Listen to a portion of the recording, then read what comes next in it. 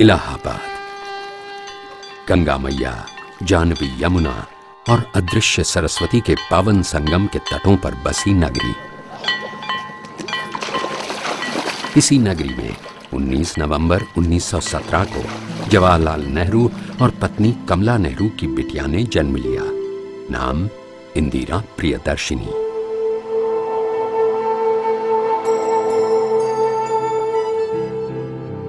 इंदिरा के दादा मोतीलाल नेहरू प्रख्यात वकील थे। आनंद भवन उनका पारिवारिक निवास था।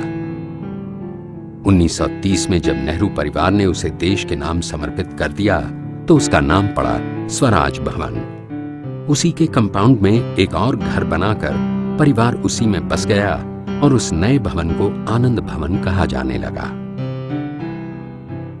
हम जो उसमें रहते थे, हम कभी भूले नहीं कि असली आनंद भवन ये वाला था। और हमारा इतिहास था परिवार का या हमारे देश का। इसकी कहानी से कितने पास का संबंध इस पुराने घर का था जो पहले आनंद भवन था और फिर स्वराज भवन हो गया।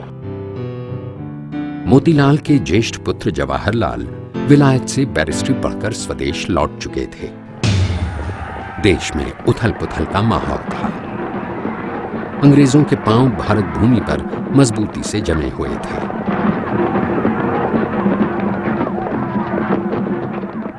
उन्नीस 1915 में दक्षिण अफ्रीका से एक और बैरिस्टर स्वदेश लौटकर स्वतंत्रता संग्राम की कमान संभाल चुके थे, मोहनदास करमचंद गांधी।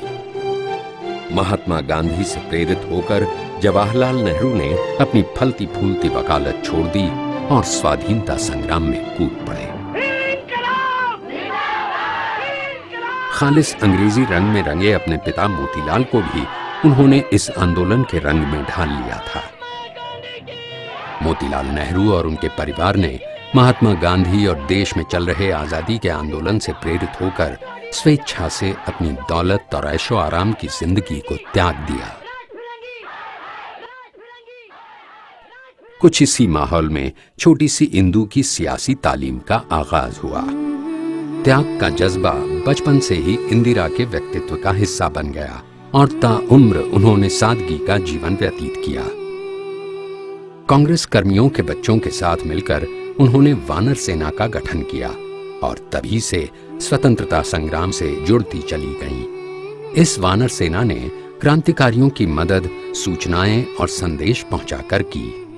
जब बहुत छोटी थी तो मेरे माता पिता अधिकांश तो जेल में या आंदोलन में लगे रहते थे, क्योंकि शुरू से मुझे लगता था कि ये अच्छा काम कर रहे हैं, देश सेवा कर रहे हैं और मेरा कर्तव्य है कि जो भी मैं थोड़ी बहुत मदद कर सकूं वो करूं, बहुत छुटपने से। आगे चलकर न सिर्फ ये किरदार बढ़ता चला गया पर और पुख्ता भी होता गया। बड़े करीब से तत्कालीन इतिहास को इंदिरा ने वर्क दर वर्क खुलते हुए देखा। लाहौर में जवाहरलाल नेहरू की अध्यक्षता में कांग्रेस ने 2 लफ्जों में अपनी मंशा जाहिर की, पूर्ण स्वराज्य। इंदिरा अपने पिता के लिखे घोषणा पत्र को सबसे पहले पढ़ने वालों में से थीं। स्वाधीनता संग्राम के तूफानी थपेड़ों से इंदिरा का देश के प्रति समर्पण और दृढ़ होता चला गया।